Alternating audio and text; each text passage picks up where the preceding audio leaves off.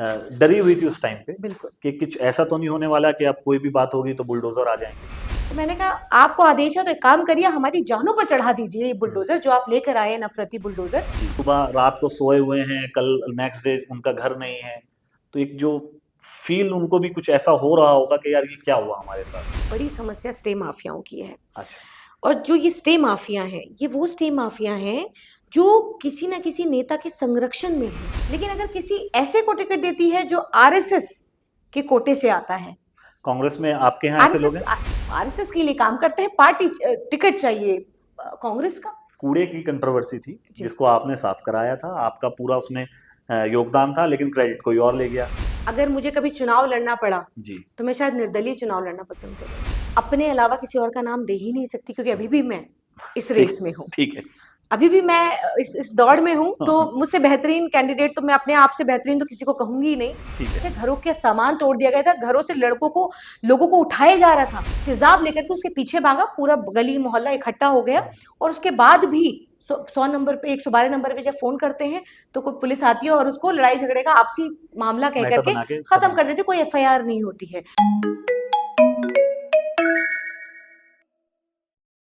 ख़वातीन हज़रात, कैसे हैं आप सब? मैं आपका भाई शाहरुख बिलोच द एसआर के शो में आपका बहुत बहुत खैर मकदम करता हूँ। दिल्ली में चुनावी माहौल है और चुनावी चर्चा हो और दिल्ली के एक ऐसे इलाके का जिक्र ना हो जहाँ की सियासत हमेशा हाईलाइट रहती है, लोगों की ज़बान पर रहती है और हर इंसान ये जानना चाहता है कि इस बार इस विधानसभा में क्या होने वाला है। मैं बात कर रहा हूँ ओखला विधानसभा की।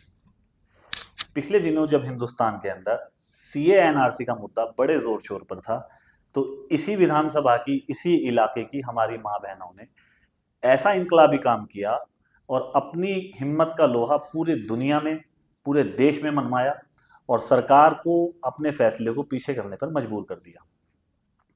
इसी विधानसभा में आज मैं पहुंचा हूं और मेरी खुशनसीबी की बात यह है कि द एसआर के शो के 15 एपिसोड करने के बाद फाइनली ख़वातीन गेस्ट मेरे साथ मौजूद हैं और इस पॉडकास्ट को करने में मैं भी बहुत ज़्यादा एक्साइटेड हूँ। बहुत ज़्यादा बातें ना करके आपको सीधा रूबरू कराता हूँ मैं अपनी गेस्ट एडवोकेट आरफा खानम से। आरफा, कैसे हैं आप? मैं ठीक हूँ। वैसे तो सोशल मीडिया पे आप बहुत ज़्यादा मशहूर रहती हैं। लास्ट टाइम आपकी एक फ़ोटो थी जो बहुत ज़्यादा वायरल हुई, लोगों ने बहुत प्यार दिया आपको, उस पर दुआएं भी बहुत दी लोगों ने, जिसके अंदर आपका पैर टूटा हुआ था और व्हील चेयर के ऊपर आप बुलडोज़र के सामने जाकर खड़ी हो गई। और फिर उसके बाद ऐसा लगा कि कहीं ऐसा ना हो कि शाहीन बाग में जो पहले सीए एनआरसी का मामला हुआ था, ऐसा एक माहौल बनाने की कोशिश की गई थी, लेकिन आपकी हिम्मत को सलाम है कि आपने उसको बड़े हौसले के साथ उन लोगों के सामने डटी रही। सबसे पहले मैं बात तो राजनीति की आज से आज होंगी, लेकिन मैं सबसे पहले यही जानना चाहूँगा कि ये बुलडोज़र वाला मामला क्या था? क्या पहले सरकार की तरफ से बता दिया गया था या नहीं बताया गया था? क्या मामला ये पूरा था?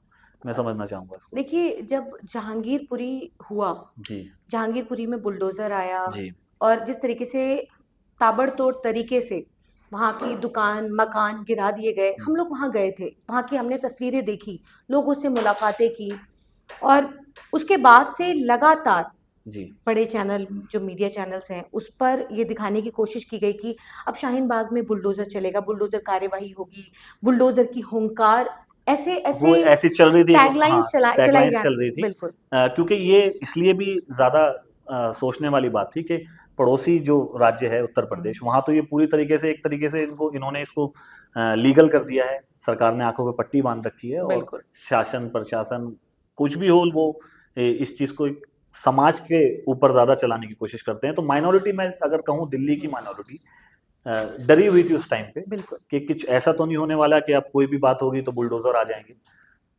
बिल्कुल, डर का और खौफ का एक माहौल आपको ओखला के अंदर देखने को, अगर आप उस वक्त, अगर मैं आपको लेके जाऊं, उस वक्त में लेके जाऊं, तो आपको लगेगा कि वो डर, वो खौफ में लोग जी रहे थे कि बुलडोजर आएगा, तोड़ दिया जाएगा लोगों के घर मकान दुकानें, उसी तरीके से जैसे जहांगीरपुरी में या खरगोन में या और तमाम जगहों पर उत्तर प्रदेश में, मध्य प्रदेश में जैसे बुलडोजर कार्रवाई चल रही थी और गिरफ्तारियां और एक तरफा कार्रवाई चल रही थी। तो जब शाहीन बाग में बुलडोजर आया तो मैं अपने बेडरूम में बैठ के मैं टीवी देख रही थी और चाय पी रही थी, क्योंकि सुबह का वक्त था और एकदम शोर सुनाई दिया, क्योंकि जहां पर ये बुलडोजर आया, मेरा घर बिल्कुल रोड के नजदीक है, वहीं पर जहां पर शाहीन बाग प्रोटेस्ट आप हुआ था, सीएनआरसी वो का तो हुआ था, उसी जगह पे मेरा घर है। तो वहां पर शोर सुनाई दिया, तो शोर, क्योंकि उससे कुछ समय पहले ही मेरे पैर में फ्रैक्चर हुआ, जी और उस फ्रैक्चर की वजह से मैंने एक दिन पहले ही प्लास्टर चढ़वाया, क्योंकि पैर मेरा बिल्कुल स्वेल हो गया था, चल नहीं पा रही थी मैं। और लोग लगातार डर में, खौफ में, और हम लोगों को समझाने की कोशिश कर रहे थे कि ऐसा कुछ नहीं होगा, होगा नहीं। अगर होगा तो हम हर तरीके की लड़ाई लड़ेंगे, क्योंकि मैं एक वकील हूँ। वकील होने के तौर पर मैंने उनको बहुत समझाने की कोशिश की कि हम पूरी तरीके से आंदोलित भी रहेंगे, नफरती बुलडोजर आएगा तो उसके खिलाफ हम कोर्ट भी जाएंगे, उनको भी समझाने की कोशिश की। जब बुलडोजर आया, तो बुलडोजर आने के बाद मेरे पास, मैं चल नहीं पा रही थी, मैं अपने आप को बहुत बहुत ज्यादा असहज महसूस कर रही थी। मैंने वॉकर लिया, और वॉकर के सहारे मैंने कहा मैं बाहर देखूं हो क्या रहा है, क्योंकि टीवी पे लगातार ये दिखाया जा रहा था कि कोई कार्यवाही नहीं होगी, फोर्स नहीं मिली है, ये तमाम चीजें जो कही जा रही थी। तो हमको भी यही लगा, इसीलिए मैंने प्लास्टर भी चढ़वाया कि अगर कोई कार्यवाही नहीं होगी तो ठीक है, फिर मैं, मेरी जो तकलीफ थी वो बढ़ रही थी, तो मैंने फिर प्लास्टर चढ़वा लिया। और फिर उसके बाद वो 9 तारीख की सुबह, 9 मई 2022 का दिन था, और सब लोग, मैं वॉकर के सहारे बाहर निकली और देखा कि अफरा तफरी मची हुई है। और मैं वॉकर के सहारे, बस मैं अल्लाह से मैंने बात की, मैंने कहा अल्लाह मैं क्या करूं, मेरा, मैंने लोगों को आश्वासन दिया है, मैंने लोगों को कहा है कि बुलडोजर आएगा तो हम लड़ेंगे, हम रोकेंगे, मैं टूटे पैर से मैं क्या करूं, अल्लाह मदद भेज अपनी, अल्लाह मदद भेज अपनी। उसके बाद सामने से मुझे बुलडोजर आता हुआ नजर आया, जी जसोला पुलिया से जैसे ही वो बुलडोजर आगे आ रहा था, सिर्फ मेरे दिल में ना एक ही आवाज निकल रही थी कि अल्लाह मदद फरमा, अल्लाह अल्लाह अपनी मदद फरमा। वहां पे मैं खड़ी हो गई, और तमाम मीडिया उस पर लद के और फिर इधर उधर भागने लगे, और वही बाइटें, जैसे ही बुलडोजर का जो आगे का फ्रंट होता है वो जैसे ही ऊपर उठाया जाता, तो उसी तरीके से मीडिया भी बिहेव कर रहा था। वहां पे हम खड़े हुए, हमने आंदोलन किया, वहां पर शोर मचा, उसी टूटे पैर के साथ शोर मचाया। और फिर ऐसा हुआ, वो वक्त ऐसा आया कि मैं बुलडोजर के ऊपर चढ़ गई, और मैंने बुलडोजर से जो चला रहा था, वही फोटो आपका वायरल हाँ, था मैंने जिसमें उसे आप खड़े पूछा, हुए। पहले मैंने उसे रोका, मैंने पूछा कि, मैंने कहा तुम्हारे पास ऐसा कौन सा ऑर्डर है जो तुम यहाँ पर शाहीन बाग में आए हो, तोड़ने आए हो, क्या लेकर आए हो? उन्होंने कहा मुझे नहीं पता, मुझे तो ऊपर से आदेश है। तो मैंने कहा आपको आदेश है तो एक काम करिए, हमारी जानों पर चढ़ा दीजिए ये बुलडोजर जो आप लेकर आए हैं, नफरती बुलडोजर, आप हमारी जान पर चढ़ा दीजिए, हम आप यहाँ चलने तो किसी पर नहीं देंगे। आप यकीन मानिए कि वो पुलिस वहां पर मौजूद थी, पुलिस के साथ एजिटेशन हुआ, बहुत देर तक ये सब चलता रहा। और शाहीन बाग के अंदर ये पहली दफा ऐसा था कि आपने हर जगह बुलडोजर चलता हुआ देखा, लेकिन शाहीन बाग से शाहीन बाग के अंदर हमने बुलडोजर नहीं नहीं चलने चलने दिया, दिया वो। बेरंग लौटाने का काम किया। सिर्फ शाहीन बाग ऐसी जगह थी कि जहां से बुलडोजर बिना किसी नुकसान के बेरंग लौटा, और एक हताशा सी महसूस हुई, जो नफरती बुलडोजर भेजने वालों को एक हताशा सी महसूस हुई कि शाहीन बाग के अंदर बुलडोजर नहीं चल पाया। तो ये कहीं ना कहीं एक प्रयास था, एक कोशिश थी, अल्लाह की मदद थी, अच्छा, जिसमें हमें कामयाबी मिली। राजनीति से हटकर अगर मैं एक बात पूछूं, हालांकि आप विपक्षी पार्टी से हैं दोनों, उस फोटोज में अमानतुल्लाह खान भी वहां खड़े हुए थे, उनका रोल किस तरीके का था उस टाइम पे, देखिए, जब अगर मैं राजनीति से हटके नहीं, बात करूं? देखिए, जब आवाम की बात आती है, आवाम के मुद्दों की बात जी आती है, तो जाहिर है वहां पर कोई पार्टी नहीं देखता, जी सब एक साथ खड़े होकर आवाम के लिए खड़े होते हैं, आवाम की बात करते हैं। उस वक्त हम पार्टी से अलग होकर हम आवाम के बारे में सोचते हैं, आवाम की बात करते हैं। तो कहीं ना कहीं हम भी थे, तमाम अलग अलग पार्टियों के, सिर्फ मैं ये नहीं कह रही कि सिर्फ कांग्रेस से मैं हूं तो सिर्फ मैं ही थी, मेरे और भी बहुत सारे ऐसे साथी थे, कई दूसरी पार्टियों से भी थे, बहुत लोग थे वहां पर। ओखला कोई किसी पार्टी का नेता नहीं था, वो ओखला की आवाम थी, और वो उस ओखला की आवाम की ताकत थी कि जिसने बुलडोजर को बेरंग लौटाया। बेरंग एक इसी से मिलता जुलता एक मामला और अभी हाल फिलहाल में पीछे आया है, उसके बाद फिर अपनी इस टॉक शो को राजनीति की तरफ ले जाएंगे। एमसीडी ने करोड़ों करोड़ की प्रॉपर्टी जो है एकदम मिट्टी में मिला दी, वो क्या मामला है? ओखला के अंदर देखिए, बड़े लोग खड़े रह गए हम्म, और सुबह रात को सोए हुए हैं, कल नेक्स्ट डे उनका घर नहीं है, तो एक जो फील उनको भी कुछ ऐसा हो रहा होगा कि यार ये क्या हुआ हमारे साथ। देखिए, तो ये बात सही है शाहरुख भाई। क्योंकि आप एडवोकेट भी हैं, तो क्या लीगली ये तरीका ठीक है? नहीं देखिए एक चीज कोर्ट मैं के उसमें ऑर्डर दिखाए जा रहे थे बताना कुछ और। चाहती हूँ। ओखला के अंदर एक बड़ी समस्या स्टे माफियाओं की है। अच्छा। और जो ये स्टे माफिया हैं, ये वो स्टे माफिया हैं जो किसी ना किसी नेता के संरक्षण में है। हम्म। ये वो स्टे माफिया हैं जो आपको बड़े बड़े नेताओं की बैठकों पर देखने को मिल जाएंगे। जी।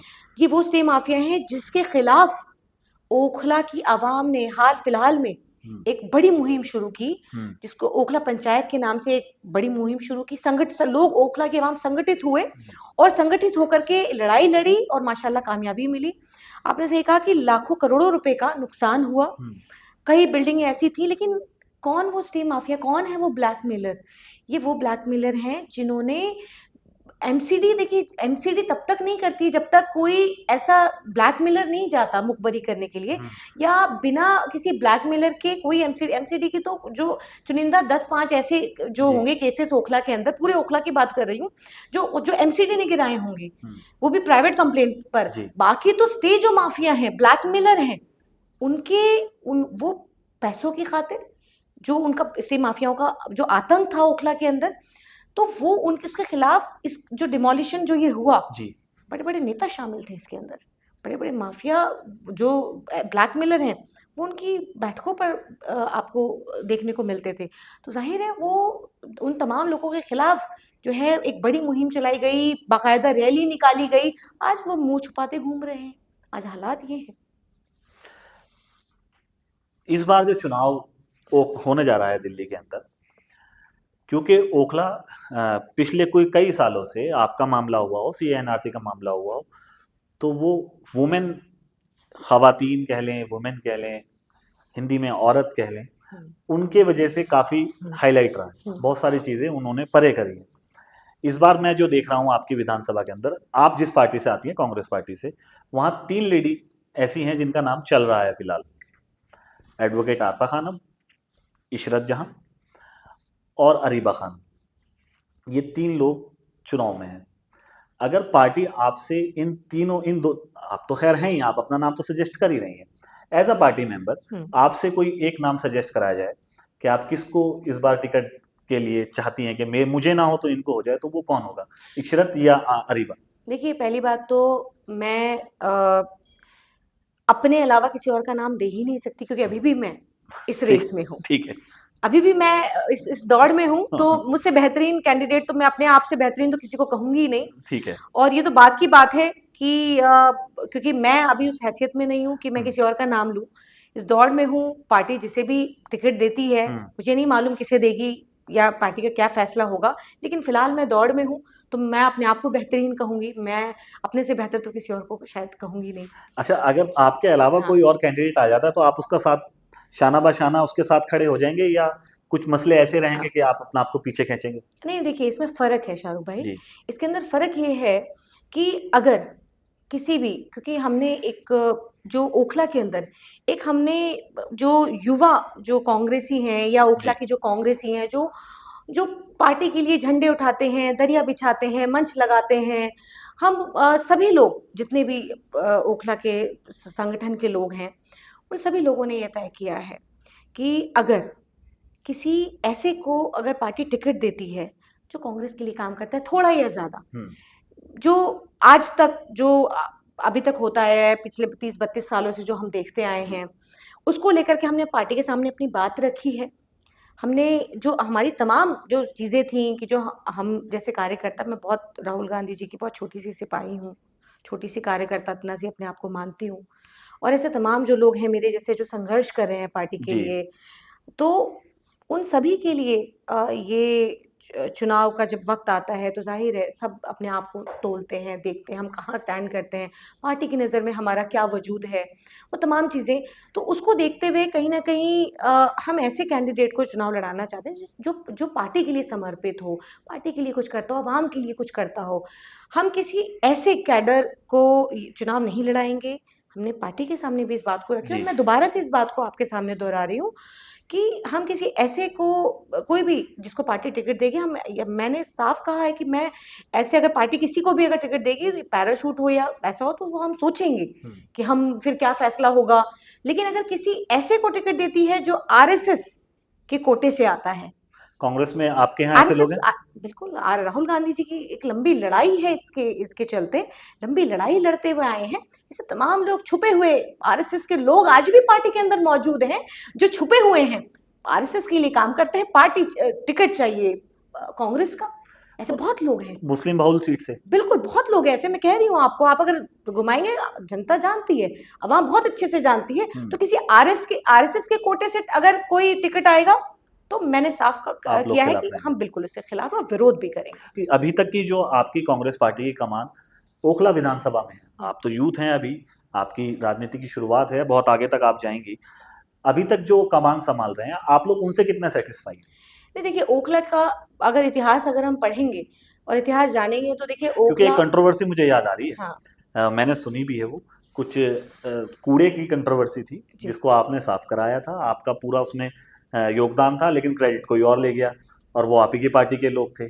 तो कहीं ना कहीं वो डिस्टर्ब तो नहीं करते वो लोग आपको? नहीं देखिए, ऐसा है, सबका अपना संघर्ष है और जाहिर है ये चीज है कांग्रेस के अंदर, और मेरी पार्टी है, मैं उस विचारधारा से जुड़ी हुई हूँ कि जो संघर्ष करना जानते हैं, और एक लंबी लड़ाई लड़ी है, आजादी के समय की पार्टी है ये जी। और जहां तक ओखला की बात है तो जाहिर है मुझे लगता है कि पुराने समय में ना जाते हुए कि पहले क्या हुआ, किसने क्या किया, कि अच्छा काम किया, बुरा किया, लेकिन आज भी अगर आप ओखला की हालत देखेंगे तो आज भी हम सड़क सीवर में फंसे हुए हैं। आज भी ओखला की हालत अगर आप देखेंगे तो कूड़े के ढेर हैं, आज भी उससे बाहर ही नहीं आ पा, उसी में फंसाया हुआ है अवाम को। अवाम वही देख रही है जो नुमाइंदे दिखाते हैं कि आपकी बेसिक जो समस्याएं हैं वो सिर्फ यही हैं, इसके ऊपर कभी देखने ही नहीं दिया। स्कूल ओखला को चाहे स्कूल मिलना हो, वादे किए गए, स्कूल के वादे किए गए। अरविंद केजरीवाल के तो सबसे बड़े वादे, मैं सबसे बड़े स्कूल, मुद्दे हैं अस्पताल, शिक्षा और स्वास्थ्य, उनके हाँ, मुद्दे हैं। ना ओखला के अंदर शिक्षा है ना स्वास्थ्य है। तो ये किस बिहाफ पर अमानतुल्लाह को पिछली बार दिल्ली की सबसे बड़ी जीत मिली थी?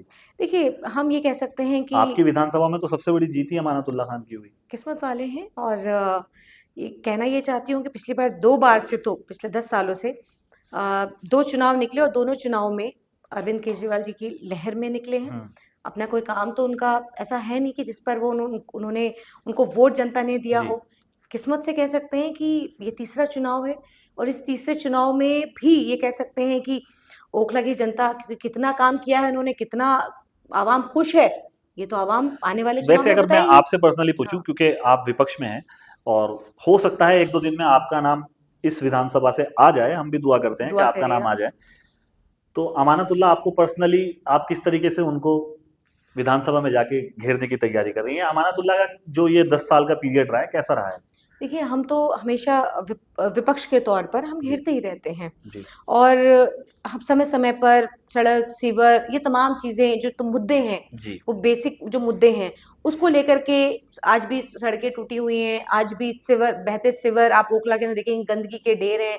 आप आज भी अगर देखेंगे तो स्कूल के अंदर कोई जच्चा बच्चा केंद्र नहीं है, आज भी अगर आप देखेंगे तो अस्पताल नहीं मिला, स्कूल नहीं मिला, और वो तमाम जो मुद्दे हैं, जो कितना उस पर काम हुआ है। क्योंकि अगर आप अमानतुल्लाह की बात करेंगे तो जाहिर है तीसरे बार का चुनाव है, थोड़े दिन रुकिए, आपको मालूम चल जाएगा कि किस्मत से जीतेंगे या ओखला की जनता के वोटों से जीतेंगे, क्योंकि कितना किस्मत इस बार साथ देगी। तीसरी बार ये चुनाव चैलेंजिंग चुनाव है। बिल्कुल है। तो इस बार कितना, हर बार अरविंद केजरीवाल का नाम तो नहीं चलेगा। वही मैं कह रही हूँ कि कितना इस बार ओखला की जनता कितना काम किया, ये तो ओखला की जनता बता देगी आने वाले समय में। इतना बड़ा मुस्लिम बहुल इलाका है, अगर इंडिपेंडेंट भी कोई मुस्लिम अच्छा चेहरा लड़े तो वो जीत सकता है। बहुत सारी पार्टियां हैं, समाजवादी पार्टी है, ओवैसी साहब की पार्टी है, तो कांग्रेस पार्टी ही क्यों? अगर आप अच्छा काम कर रही हैं तो मुझे ऐसा लगता है कि अगर कांग्रेस पार्टी आपको टिकट नहीं दे रही तो इन पार्टी से भी आप ट्राई कर सकती हैं। आज़ाद समाज पार्टी है चंद्रशेखर भाई की, जिनको लोग लाइक भी करते हैं, ऐसी बात नहीं है। चलो ओवैसी जी को मैं कह सकता हूँ कि एक बार थोड़ा सा कंट्रोवर्सी हो जाती है, लेकिन आज़ाद समाज पार्टी, समाजवादी पार्टी, क्या आपको इनसे नहीं लगता कि आपको ट्राई करना चाहिए? देखिए, अगर मुझे लगता है कि अगर कांग्रेस की विचारधारा से हटकर जी अगर मुझे कभी चुनाव लड़ना पड़ा जी तो मैं शायद निर्दलीय चुनाव लड़ना पसंद करूंगी। अच्छा। क्योंकि एक विचारधारा ऐसी चीज है कि जो मुझे लगता है कि इसी वजह से मैं शायद आज कांग्रेस के साथ हूँ।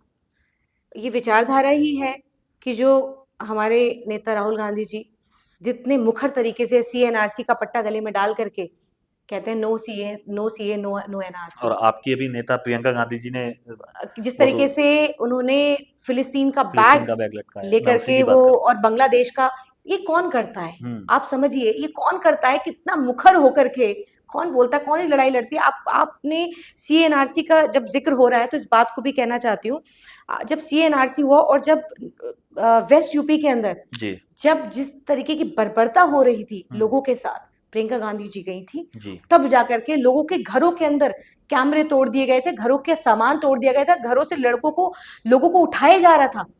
तो आप सोचिए वो माहौल जो था सीएनआरसी के बाद, जो कोविड से पहले और कोविड के बाद जो वो माहौल था, अगर प्रियंका गांधी जी नहीं जाती तो और क्या हालत होती। तो ऐसे उस विचारधारा के साथ, और उस विचारधारा को मजबूती देने का काम कर रही हूँ। ठीक है, मैं समझती हूँ कि पार्टी के अंदर बहुत सारी चीजें ऐसी होती हैं, कई बार ऐसा भी होता है कि आपको सुना जाता है, नहीं सुना जाता, मौका दिया जाता है, नहीं मौका दिया जाता। लेकिन अगर मुझे कभी ऐसा मौका मिला तो मैं निर्दलीय चुनाव लड़ना पसंद अभी करूंगी। कहाँ तक पहुंची है आपकी कहानी? आपकी ज़बानी में सुनना चाहूँगा कि टिकट आपकी, जो आपकी भागदौड़ आप लगी हुई है, वो कहाँ तक आपका नाम पहुंचा है? क्योंकि देखिए, हमें तो 3 लोगों का नाम सुनने में आ रहा है, उसमें आपका नाम ऊपर है, तो कहाँ तक है मामला? देखिए, कोशिश तो मेरी यही है कि ऐसे किसी चेहरे को कांग्रेस कम से कम टिकट दे, क्योंकि ओखला के अंदर पिछले कई सालों से जिस तरीके की राजनीति चल रही है, हो रही है, तो कहीं ना कहीं ओखला एक नया फेस चाहता है। वो फेस नहीं चाहता कि जो घर बैठे ऐसे नुमाइंदे, कमजोर लोग हैं जो नुमाइंदगी नहीं कर सकते, ऐसे जो लोग हैं जो छोटी छोटी चीजों पर कहीं ना कहीं अपने विरोधी लोगों से कहीं ना कहीं सेटिंग कर लेते हैं, लेन देन कर लेते हैं। जैसे आपने कूड़े का जिक्र किया, तो उस पर भी उसका भी एक, अगर मैं बात करूं तो उस पर भी लेन देन की खबरें हमारे लोगों की ही हैं। और बड़ी शर्म आती है हमें कि ऐसी छोटी छोटी चीजों को लेकर के हमें तो एक लंबी लड़ाई लड़नी है। कांग्रेस पार्टी की विचारधारा नहीं है कि इस तरीके से अपने विरोधियों के साथ हाथ मिलाना। तभी मैं कहती हूँ कि आरएसएस के आज भी बहुत से ऐसे लोग हैं जो छुपे हुए हैं कांग्रेस छुपे। पार्टी के अंदर और टिकट मांगते हैं। मैं और अपने क्वेश्चन को और डीप ले जाता हूँ, हो हाँ, सकता है अब इस बार आपकी ज़बान से उन लोगों के नाम निकल जाए। आपके अलावा कांग्रेस पार्टी अगर किसी को टिकट देती है, कोई ऐसा कैंडिडेट हाँ। जिसका आप खुल के विरोध करेंगे? देखिए, मैं मुझे लगता है कि मैं इस सवाल पर बहुत ज़्यादा डीप ना जाते हुए मैं इसका सिर्फ यही कह सकती हूँ कि अभी हम सभी लोग दौड़ में हैं, और अब लिस्ट आने दीजिए, लिस्ट आती है कि कौन आता है कौन नहीं आता। वो लोग अगर आएंगे तो मेरी प्रतिक्रिया बिल्कुल आएगी। जो आरएसएस के अंदर छुपे हुए लोग हैं, अगर उनको टिकट पार्टी देती है तो मैं बिल्कुल रिएक्शन दूंगी। मेरा बिल्कुल विरोध भी होगा, आप देखिएगा। लेकिन फिलहाल हम उम्मीद ये कर रहे हैं कि कांग्रेस पार्टी सही चेहरों को, उन चेहरों कैंडिडेट को सारे। में से किसी एक को टिकट दे, जो कम से कम नुमाइंदगी कर सके, काम कर सके घर बैठे। जो लोग अपने आप को सरेंडर कर चुके हैं और घर बैठ चुके हैं, ऐसे ही पिछली बार भी हुआ था।